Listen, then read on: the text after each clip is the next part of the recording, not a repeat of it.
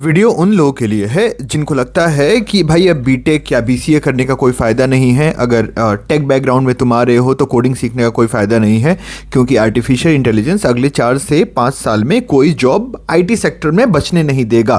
तो बेसिकली हो क्या रहा है ना, सुनो, मैं 3 पॉइंट पहले रखूंगा उन लोगों के बारे में जो लोग ये सोच रहे हैं कि आर्टिफिशियल इंटेलिजेंस सब खत्म कर देगा, राइट, कोई जॉब नहीं बचने वाली, तो आज के टाइम में टेक में पढ़ाई करने का फ़ायदा नहीं है। और 3 पॉइंट में इस चीज़ का दूंगा कि क्यों ऐसा कुछ भी नहीं होने वाला है। ठीक है, मैं बहुत शॉर्ट थोड़ा जल्दी ये सारे पॉइंट रखने वाला हूं, और तुम कमेंट में फॉर या फिर तुम्हें लगता है कि मैं सही बोल रहा हूं, गलत बोल रहा हूं, जो भी है तो कमेंट में बता सकते हो। नाउ पहला पॉइंट, जो लोग बोल रहे हैं ना कि आर्टिफिशियल इंटेलिजेंस सारा जॉब खत्म कर देगा, पूरी पॉइंट सुनना पहले।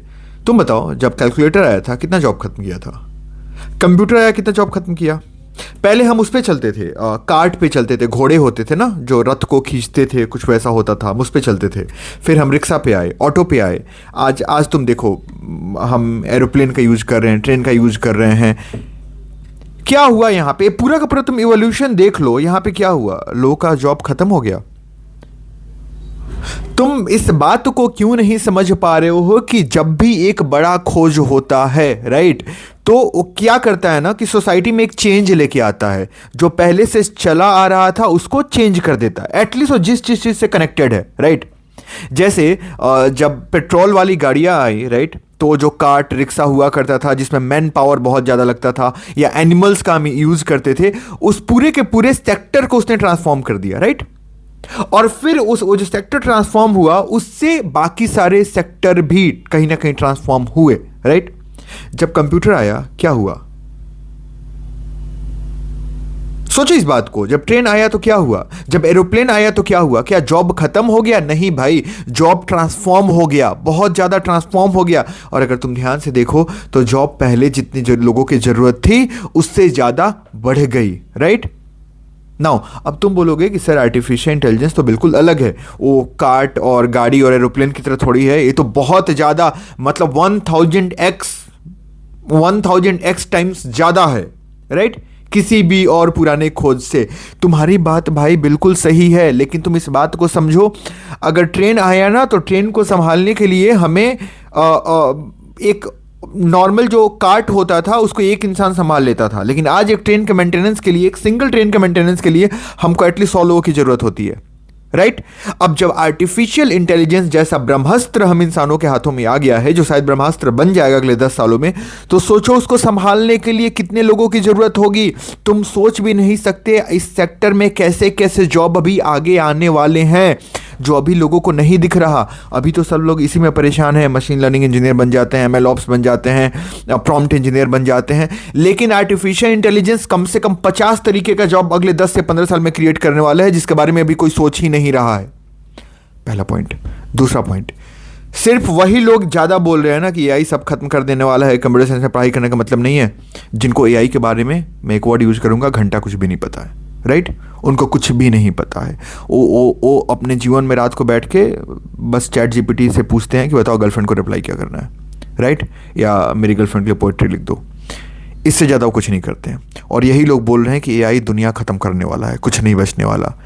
दोस्त, ऐसा कुछ नहीं होगा। तीसरा रीज़न, अगर तुम्हें लगता भी ऐसा रीज़न, तो ये बताओ एआई को हमने ट्रेन किया है किस डेटा पे? जो डेटा हम इंसानों से निकला है। और अगर हम इंसान का भी इन्वॉल्वमेंट वहाँ पे बंद हो जाएगा, तो मतलब तुम क्या बोलना चाहते हो? एआई खुद ही डेटा क्रिएट करेगा, उसी पे खुद को ट्रेन करेगा, मतलब वो एक लूप नहीं बन जाएगा?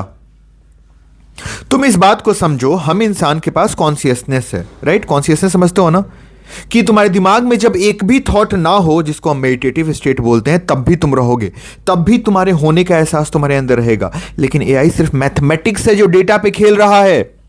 अगर उसको एक्सटर्नल इनपुट ही मिलना बंद हो जाएगा तो फिर वो एक लूप बन जाएगा, उस लूप में घूमता रहेगा। Why people are not getting it? कैसे तुम बोल सकते हो यहां पे ह्यूमन इन्वॉल्वमेंट खत्म हो जाएगा?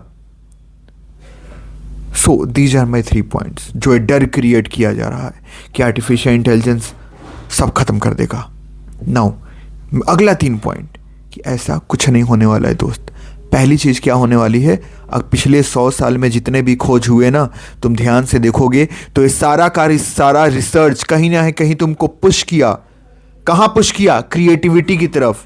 राइट। तुम देखो पिछले 200 साल में जितने नए नए खोज आए ना, उसने किया क्या कि इंसान का जो मैनुअल रिपीटेशन वाला काम था उसको हटा दिया, और एक तरीके से नेचर ने हमें बोला कि बेटा थोड़ा सा क्रिएटिव काम करो जीवन में।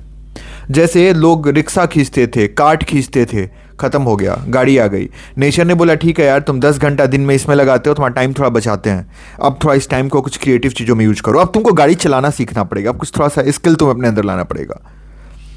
जब ट्रेन आया, एरोप्लेन आया, इंसानों को और चैलेंज मिला कि नहीं हो गया, अब यहाँ से तुम्हें 300 किलोमीटर जाना है, तो अब जिसके बाद पैसा वो ट्रेन से नहीं जा रहा है, एरोप्लेन से जा रहा है। तुम देख रहे हो क्या रहा है कि इंसान बेसिकली नेचर तुम्हारा टाइम बचाने की कोशिश कर रहा है, कट करने की कोशिश कर रहा है। कहाँ से? रिपीटेटिव टास्क से, क्योंकि नेचर चाहता है तुम अपने पावर को कहाँ यूज करो, क्रिएटिविटी में, राइट। तो एआई के आने की वजह से एक चीज़ ये हुआ है कि जो लोग रिपीटेशन पे जो हम काम करते थे ना, कोडिंग की फील्ड की बात कर लेते हैं, देखते होगे तुम्हारे चाचा मम्मी भैया दादा जो भी हो, जो आईटी फील्ड में काम करते थे, एक टाइम के बाद वो बोलते थे यार रोज तो एक ही काम होता है। वो वाला दौर खत्म हो गया, राइट। अब you need to be creative अगर तुमको इंडस्ट्री में रहना है तो। और बात मानो, मैं ये नहीं बोलूँगा इंडस्ट्री में सरवाइव करना है तो, इंडस्ट्री में आने वाले टाइम में बहुत अच्छा पैसा है, बहुत अच्छा स्कोप है, राइट। क्योंकि अब वही टिकेगा जिसके पास दिमाग एक्चुअल में होगा। वो नहीं टिकेगा जो सिंटेक्स सीख लिया, रोज जाके 4 मॉड्यूल एक ही तरीके का लिख के आ जा रहा है, वो नहीं टिकने वाला। That's the first thing. Second thing, सीखो सीखो सीखो। तुम कंप्यूटर साइंस के स्टूडेंट हो, आर्टिफिशियल इंटेलिजेंस अभी भी बच्चा है, छोटा सा बच्चा है। A to Z पूरा सीखो, 1 साल 1.5 साल टाइम दो, जितना दे सकते हो। पढ़ो उस हर चीज को, क्योंकि मैंने बताया ना कि ये पढ़ना, तुमको इस चक्कर में मत रहो कि भाई ML कोर पढ़ के क्या फायदा, इस पर तो जॉब मिल ही नहीं रहा है। ठीक है, तुम जॉब के लिए एक स्पेशलाइजेशन करो जिस पर तुम्हें जॉब मिल जाएगा, लेकिन साथ में ML A to Z पूरा पढ़ो, क्योंकि तुम्हें नहीं पता अगले 10-15 साल में कौन कौन सा फील्ड खुलने वाला है, राइट। तो पढ़ाई करो। थर्ड, जो बिल्कुल ऑफ द टॉपिक है, जिस पे कोई नहीं ध्यान देता, अपनी क्रिएटिव पावर को बूस्ट करो। और क्रिएटिव पावर कैसे बूस्ट होता है पता है? थोड़ा जिंदगी में जो तुम्हारे हॉबीज हैं, जो ऐसी चीजें जो जहां पे थोड़ा क्रिएटिव पावर का यूज होता है, उन पे ध्यान दो। कुछ भी नया करो, गिटार सीखो, डांस करो, गाना गाओ, कुछ भी। अब तुम बोलोगे ये सर टेक से कैसे रिलेटेड है? ये टेक से रिलेटेड इसलिए है क्योंकि जब तुम ये सारे काम करोगे तो तुम्हारी क्रिएटिविटी बूस्ट होगी, राइट। और वही इंपॉर्टेंट है। तो आई होप ये वीडियो देख के कुछ तुमको शायद समझ में आया हो और कुछ हेल्प मिला हो। अगर बहुत ज़्यादा परेशान हो तो थैंक यू।